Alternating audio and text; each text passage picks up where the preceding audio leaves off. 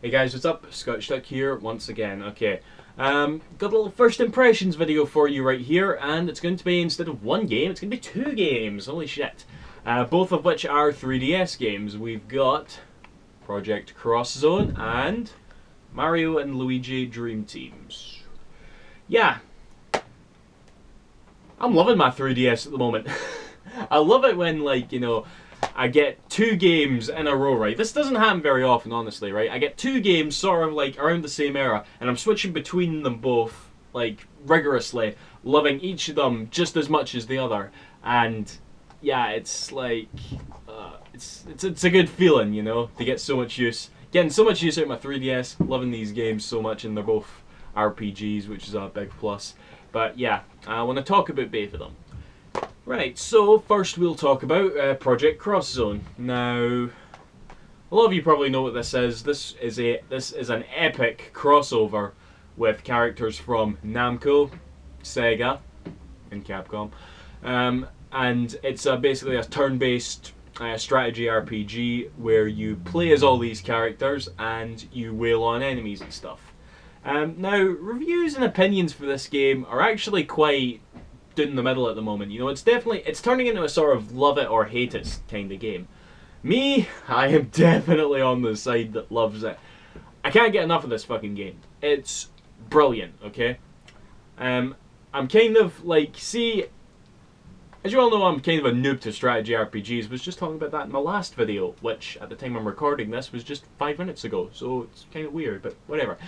You all know I'm a big noob and I'm shite at strategy RPGs, right? Well, think of this as sort of a strategy RPG for dummies, okay? There's little strategy involved. You're kind of just wailing on the enemies, you know, going at them.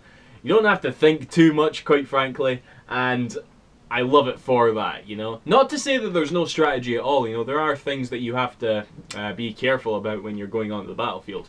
But for the most part, it's like, well, actually, do you know how in the Mario RPG games you've got the sort of mechanic of tapping a button in time with the impact on the enemy? Well, when you're fighting enemies in this, it's a similar sort of concept, because you've got to time your attack quickly, because based on the enemy you're fighting, you know, if you don't hit them properly at the right time, they can retaliate. Well, not necessarily retaliate, but they can, like, impede your progress and draining their health bar, basically, you know. So you've got to be careful, and it can be quite annoying, you know, when you're wailing away on them and then you muck something up and it's like, oh, you just had a sliver of health left but you're still alive and I hate you. And that's the case with a lot of the enemies in the game.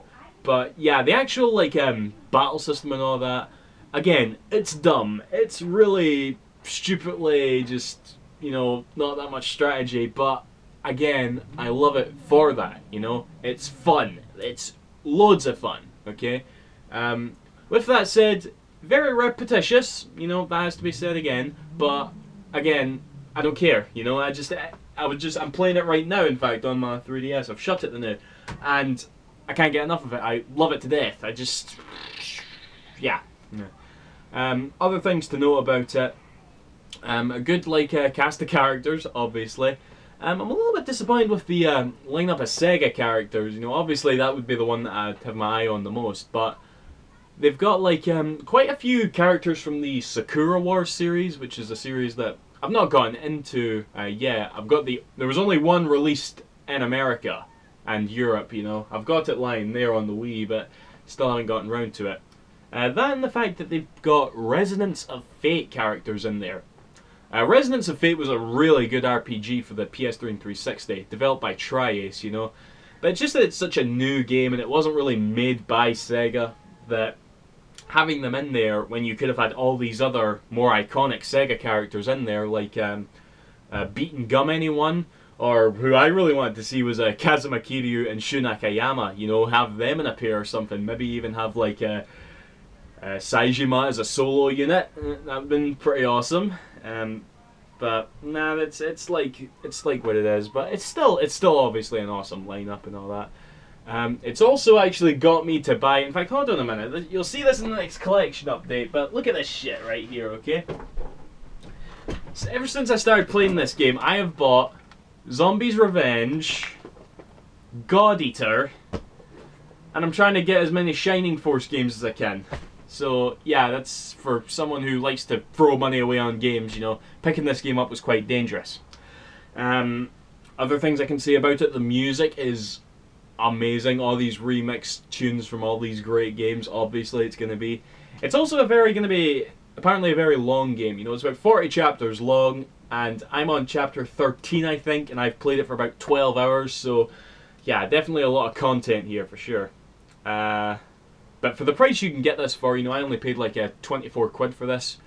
Definitely a brilliant deal, and I enjoy it so much. Again, it's sort of 50-50 down the fans, you know, some people hate it, some people love it. I definitely love it, and I definitely recommend you guys go and pick this up. So, yeah. And second of all, we've got Mario and Luigi Dream Team. Now, as far as the Mario RPGs go, allow me to give you a little retrospect, okay? My first ever Mario RPG was Paper Mario: The Thousand Year Door. I had no expectations for that game whatsoever. I thought it was going to be trash. It's one of my favourite games of all time. It's brilliant, it's so good, okay? And as are all the other Paper Mario games. Paper Mario on the N64 and Super Paper Mario. Yes, I really like that game. Not a lot of people do, but I thought it was just as good, quite frankly.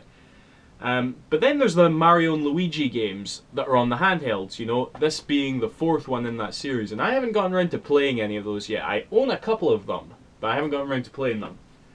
I kind of just always looked at them a bit cynically, thinking, they'll not be as good as Paper Mario, you know.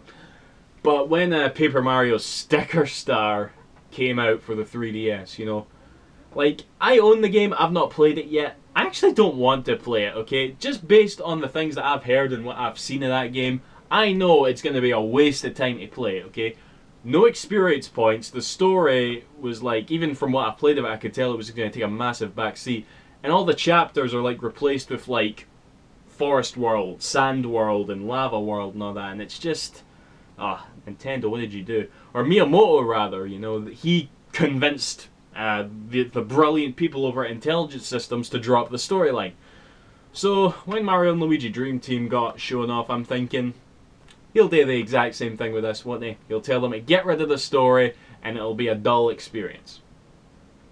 It's not. It's amazing. It's just as good as any Paper Mario game I've played, from what I've played so far, okay?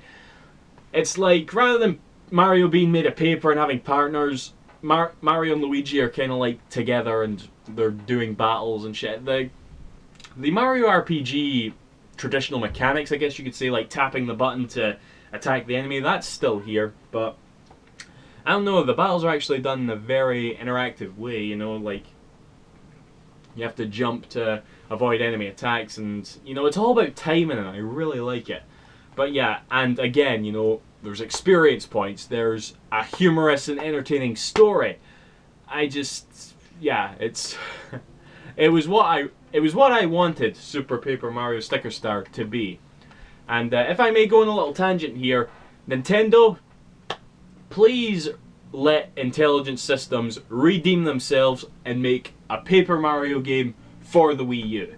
And make it just as good, make it a follow-up, if you will, to Paper Mario: The Thousand Year Door for the GameCube. That would be the best, right? Keep Mario and Luigi on the handhelds, focus on Paper Mario on the consoles, you know? Because, like, you know, Paper Mario showing up on the 3DS, which wasn't a console, obviously, I'm willing to brush that to the side, because obviously it was pish. But, yeah, it's, that's what I want, basically. But, yeah, in terms of, like, music, looks, I love the animations in the game, actually. You know, they're all, like, the characters are in 2D, but they're really good. The music is brilliant. And my sister is... 1 minute. Okay, sorry about that. You were probably hearing my sister's shitey music there. But yeah. Where the fuck was I? This game's good. You should go buy it. Funnily enough, you guys in America don't get this game for about another 3 weeks or something. And while I'm really glad that we got like something early for a change, I do pity you guys, because you're missing out on something really superb here. And you should definitely be looking forward to it, you know. But yeah, in terms of these two games then, In terms of which one I would recommend first, I actually can't tell you, right? I keep going back and forth actually between them. I'm like, I like this one a little better, I like this one a little better, but I suppose that's the beauty of it, you know? Again, I really like the idea, I really like having two games there that I really love, that I can play back to back and that, you know? So it's like Project Cross Zone is what I'm playing tonight. Tomorrow night I'll play Mario and Luigi. It's a good little cycle, you know what I'm saying? And the brilliant thing is, the 3DS is only going to be getting more amazing RPGs, right? Us here in Europe, we're finally going to get Etrian Odyssey 4.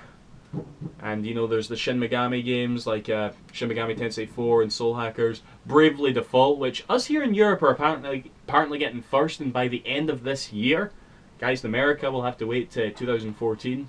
I'm cool with that. And, you know, there's like shitloads more, basically, and the 3DS is my favourite console right now, without a doubt. It's such a good machine. I love it to death. That's why I want it region-free, Nintendo. But whatever. That's all I'll say for now. I hope you enjoyed it, and I hope you pick these games up, because they're really, really good. See you after, guys. Thank you for watching. Bye-bye.